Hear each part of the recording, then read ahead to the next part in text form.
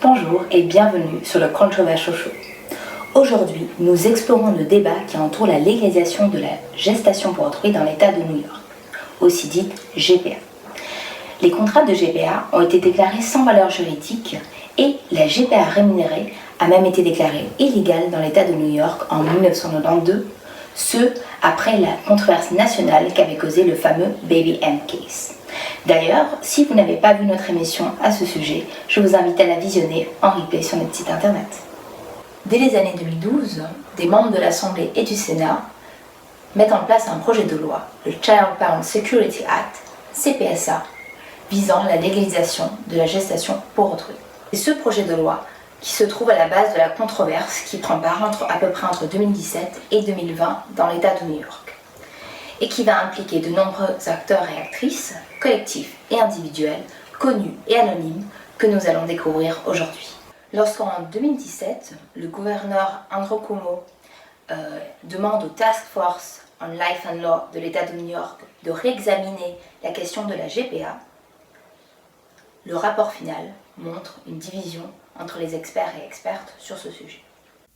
Alors qu'une majorité des membres du comité délibèrent en faveur de la légalisation de la GPA gestationnelle rémunérée, selon les conditions que détaille leur rapport, une partie des membres rédige un rapport minoritaire qui condamne toutes les formes de GPA. En 2019, le comité judiciaire de l'Assemblée de l'État de New York accepte pour la première fois le projet de loi. C'est à ce moment-là que plusieurs voix s'élèvent s'opposant au CPSA. On retrouve des groupes féministes, parmi lesquels la très connue Gloria Steinem, et l'Église catholique. Un débat est lancé et plusieurs questions se retrouvent au centre de ces débats.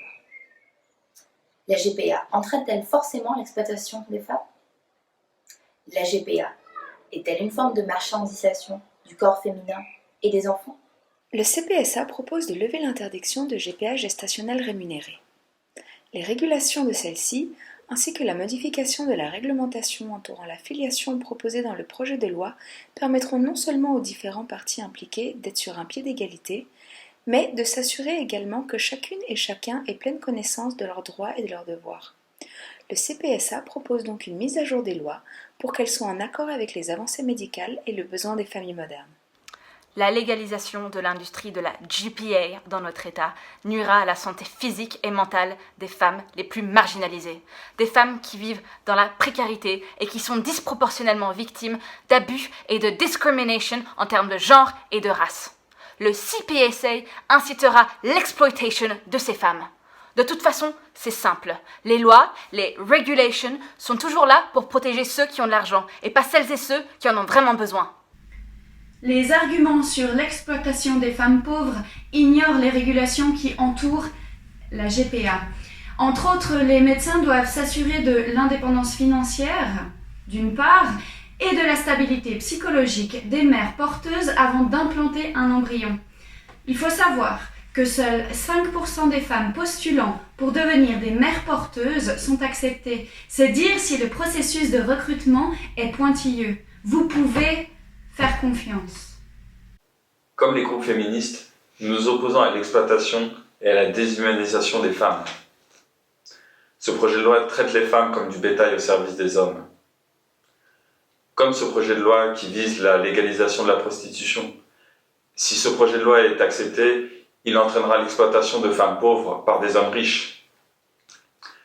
La GPA, comme la prostitution, sont des atteintes à la dignité humaine et surtout à la dignité des femmes. Et je vois malheureusement ici un lien avec l'esclavagisme qui a marqué l'histoire de notre pays. Pour l'Église catholique, la vie humaine est sacrée et la GPA transforme les êtres humains en marchandises. Un enfant n'est pas une marchandise qui peut être achetée et vendue sur une simple base de l'offre et de la demande. C'est faire preuve de beaucoup de cynisme que de lier la GPA à une forme de marchandisation des enfants et des corps. Les contrats de GPA sont une occasion unique de créer du lien entre les familles et les personnes impliquées. La GPA offre la possibilité pour de nombreuses personnes de fonder une famille. Cela n'a rien à voir avec la marchandisation des enfants. L'Église catholique condamne toute forme de GPA. La procréation est un fait naturel qui se déroule entre un homme et une femme qui s'aiment. Et personne ne devrait s'immiscer dans cet événement sacré. Nous devons à tout prix empêcher la votation du CPSA. La santé des femmes, leurs droits et même leur vie en dépendent.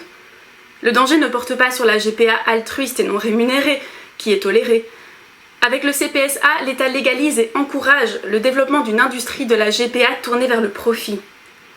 Comme cela a été le cas dans d'autres pays, la GPA met en danger les femmes, notamment celles qui se trouvent dans une situation financière des plus précaires. Les femmes deviennent des utérus disponibles à la location, et les fœtus la propriété d'autrui. Il y a des risques pour la santé des mères porteuses, mais aussi des risques de trafic humain. Les femmes pauvres et racialisées vont se retrouver à la merci d'individus plus fortunés. L'opposition de Madame Steinem nous brise le cœur. Ces arguments s'appuient sur des recommandations obsolètes et ne prennent pas en considération les protections mises en place pour les mères porteuses dans la dernière version du projet de loi. Madame Steinem n'a clairement aucune idée de comment fonctionne la GPA aux États-Unis en 2019. Nous voulons dire à Madame Steinem de se réveiller. Réveillez-vous, Madame Steinem. En effet, nous ne sommes pas dans une fiction. Nous sommes dans une réalité. Sortons de la série télévisée The Handmaid's Tale. Plutôt que de baser son argumentation sur des rapports et des conceptions dépassées et hors contexte, elle devrait rencontrer des femmes ayant réalisé une GPA. Elle se rendrait vite compte de l'ineptie de ses propos. Madame Steinem, réveillez-vous. Peuple américain, réveillez-vous. Réveillons-nous ce soir. Nous sommes la résistance. Au début de l'année, nous avons inscrit dans la loi le Reproductive Health Act, qui garantit le droit des femmes à disposer de leur corps. Avec le CPSA, les femmes prenant part à une GPA gestationnelle bénéficieront de la plus grande protection légale du pays. Breaking news. Les femmes sont capables de prendre leurs propres décisions en termes de reproduction. Le maintien de l'interdiction de la GPA est inutile et traduit une vision paternaliste qui n'est pas en accord avec les attitudes féministes actuelles. Mais qu'ont les femmes concernées à dire sur ce sujet? Quelles sont les raisons qui poussent une femme à devenir mère porteuse? Ce n'est pas le gain financier, mais le réel désir d'aider une famille qui est la principale motivation pour devenir une mère porteuse. Nous ne sommes pas exploités par les familles. Nous les aidons à réaliser leurs rêves. C'est un moment de partage unique et merveilleux qui débouche bien souvent sur la formation de liens durables entre toutes les personnes impliquées. Nous passons maintenant la parole à Madame Marchetti, qui a eu recours à une GPA pour la naissance de son petit Kevin. Voilà, à l'heure actuelle, pour les parents qui font appel à une mère porteuse, les risques engagés... Voilà, c'était Kevin. Donc voilà, je disais que les risques engagés sont vraiment énormes, dans le sens où lors de la naissance de mon enfant biologique, donc Kevin, je n'avais aucun droit vis-à-vis de lui. C'est la mère porteuse qui a été inscrite comme mère biologique sur le certificat de naissance. Je serai reconnaissante et redevable à vie à la femme qui a porté, nous sommes reconnaissants et redevables à vie pour cette femme qui a porté notre enfant. Donc voilà, on ne peut vraiment pas estimer ce qu'on lui doit, mais ne rien lui donner du tout pour nous est inacceptable. Face aux oppositions qu'ont rencontre le projet de loi, les défenseurs et défenseuses et le gouvernement vont présenter le CPSA comme une loi progressiste, mais aussi comme un enjeu central pour la communauté LGBT. Le débat semble ainsi se détourner de la question de l'exploitation des femmes pour se diriger vers celui de la discrimination des couples LGBT. Mais la GPA représente-t-elle vraiment un enjeu central pour la communauté LGBT? L'interdiction de la GPA est-elle une forme de discrimination envers les couples LGBT? Et finalement, peut-on considérer que la GPA est une forme d'avancée vers des droits plus égalitaires pour tous et toutes? Lorsque j'ai commencé à me renseigner sur les possibilités de GPA, j'ai été choquée d'apprendre que l'État de New York, fait partie des rares 3 États, seulement 3, où la GPA est illégale. Cela ne fait aucun sens qu'un acte de pur altruisme soit encore interdit en 2019. À l'heure actuelle, si une femme porte un enfant pour un couple gay à New York, celle-ci est en train de commettre un crime. Tout simplement scandaleux. Ce qu'il faut comprendre, c'est que l'interdiction de la GPA se fonde sur la peur et non sur la loi. Il est grand temps de mettre à jour une loi dépassée, afin de faciliter l'accès aux couples LGBT et aux personnes souffrant d'infertilité aux techniques de procréation médicalement assistée. La loi actuelle est discriminante, je dirais même répugnante. Nous sommes le premier État qui a mis en place le mariage pour toutes et pour tous. Il est temps d'abolir les lois qui continuent de discriminer la communauté LGBT. Amen. Vu le prix de la GPA, je doute sincèrement qu'on puisse considérer l'accès à celle-ci comme une problématique centrale pour notre communauté. C'est un problème qui ne concerne qu'une minorité de personnes extrêmement privilégiées. Et je suis désolée, mais la GPA, ça reste une grossesse pour un salaire. Et je trouve cette marchandisation des femmes extrêmement problématique. De plus, quand on sait qu'il y a des milliers d'enfants qui attendent d'être adoptés, je ne vois pas comment on peut légitimer la nécessité de cette loi. Je respecte l'avis de Madame Glick, mais pour être franc, je ne comprends pas sa position au sujet de la GPA. Elle me paraît complètement irrationnelle. Amen. Oui, mes filles sont nées via la GPA et elles sont tout pour moi. Toutes les familles, qu'elles soient LGBT ou infertiles, doivent avoir accès aux mêmes opportunités.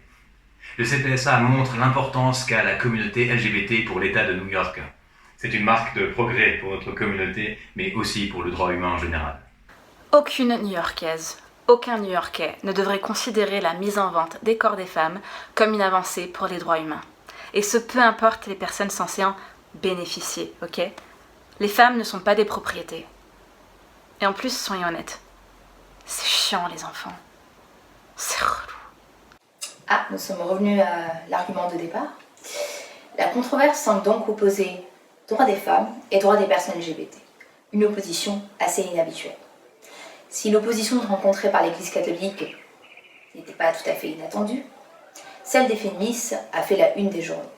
Et beaucoup pensent d'ailleurs que c'est la lettre publique de Gloria Steinem qui a fait que la loi n'a pas été votée par l'Assemblée en juin 2019.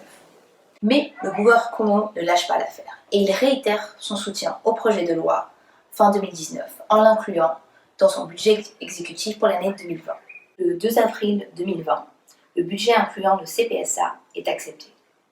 L'inclusion du projet de loi dans le budget force les membres de l'Assemblée à prendre position.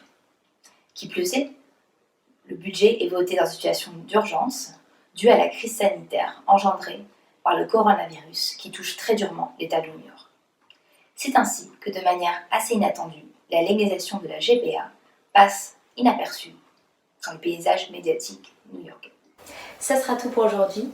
Je vous retrouve la semaine prochaine et en attendant, n'oubliez pas que vous pouvez visionner cette émission dès ce soir en replay sur notre site internet.